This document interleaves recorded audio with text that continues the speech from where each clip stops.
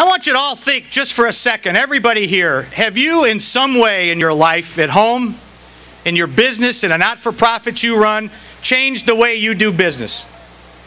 Have you maybe decided you're not going on vacation? Maybe you're not buying a new car. Maybe you're buying fewer clothes. Maybe you've had to let a few people go in your business. What you've done is you have adjusted, you have adapted, you have restructured to survive in some very difficult times the state is going through.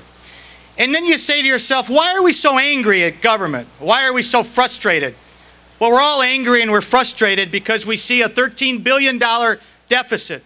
We see $6 billion of unpaid bills. We see unemployment at 11%. We see 475,000 lost jobs.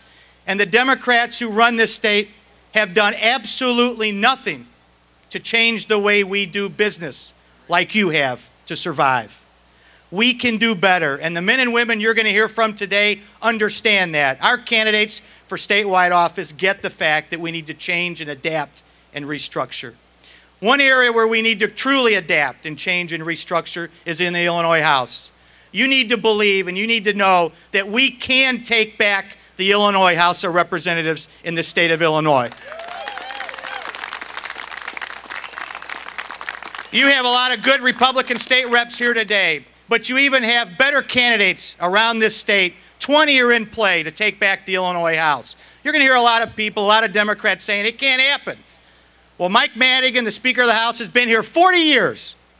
It's time for him to go home. And you send him home.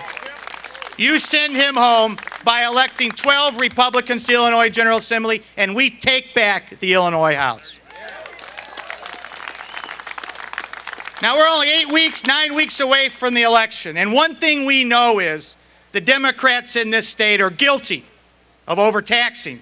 They're guilty of overspending, and they're guilty of overborrowing. What we need to do on Election Day is send our own message that they're guilty and vote Republican. Have a great day, and thank you all for being here.